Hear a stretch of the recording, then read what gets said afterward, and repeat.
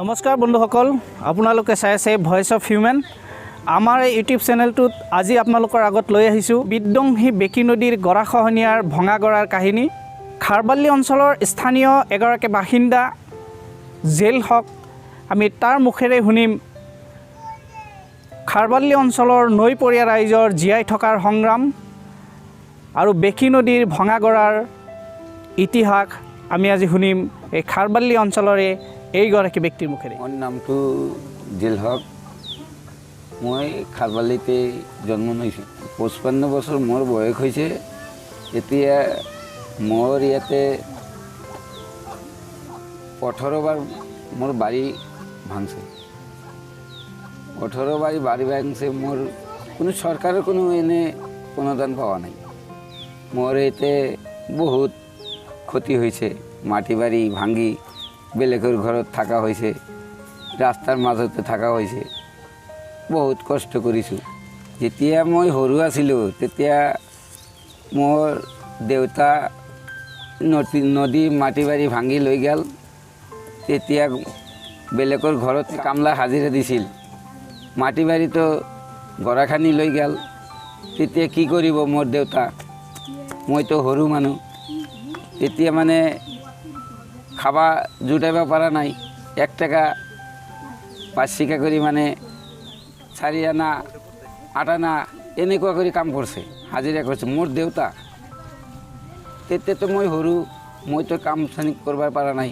মই কেনেকৈ পঢ়াৰ খৰচটো দিব? মই পঢ়িব পৰা নাই। সেইকাৰণে তেতিয়াৰ পৰা গৰাখানি চলি আছে। ভোটৰ সময়ত নেতাসকল আহি থাকে, ভোট লৈ থাকে, কিন্তু সেনেকুৱা কামটো নকৰে। ভোট লোৱাৰ পিছত আৰু ইয়াতে খবৰ ল'ব নাহে। মই এতিয়া বেলেগৰ ঘৰত কাম চাম কৰি আছোঁ, নিজে মেহনত কৰি আছোঁ। মাটিটো গৰাখানিটো লৈ গৈছে, এতিয়াও আকৌ উঠিছিল, আকৌ মানে লৈ গ'ল। এনেকৈ চলি আছোঁ। মোৰ এতিয়া পৰিয়াল 10জনমান আছে। লেখা পঢ়াটো কৰিব পৰা নাই। অলপ ল'ৰা ছোৱালী কিছু লেখা পঢ়া কৰিব দিছিলোঁ। এতিয়া গৰাখানি মাটি বাৰী লৈ গ'ল। এতিয়াতো আৰু পইচা কৰি যোগাব নোৱাৰোঁ। মই কলম কিনিব পইচাও নাই। তেতিয়া মানে ল'ৰা ছোৱালী মানে 2টা দিল্লীত গৈছে কাম কৰিব, এই জাবৰা খুটবৰ কাৰণে তাতেই থাকে। আৰু মই এই সৰু বাচ্চাগিলা লৈ মানে ঘৰতে আছোঁ। মোৰ বুঢ়া মা আছে এটা। লকডাউনৰ ফলততো মোৰ বহুত অসুবিধা হৈছে, হাজিৰা কৰিব পৰা নাই। এতিয়া ঘৰত ল'ৰা ছোৱালী লৈ খাব নোৱাৰোঁ। কি খাম? দোকান পাতত বাকী চালে বাকী নেদে। তাৰপিছত বেলেগৰ পৰা ধাৰ কৰ্জ কৰি যে খাম সেইটো নেদে। সবাৰই একই সমান। সেইকাৰণে মোৰ বিৰাট অসুবিধা হৈছে।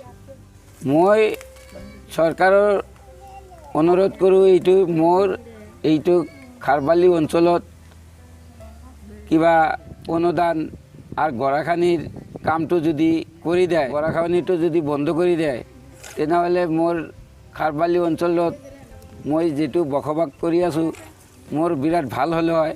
চৰকাৰে গুৰুত্ব নিদিলেতো এইখিনি মোৰতো মানে মোৰ ইয়াতে যিখিনি মানুহ আছে সেইখিনি মানুহতো এনেই মৰিব লাগিব, বাচিব নোৱাৰে।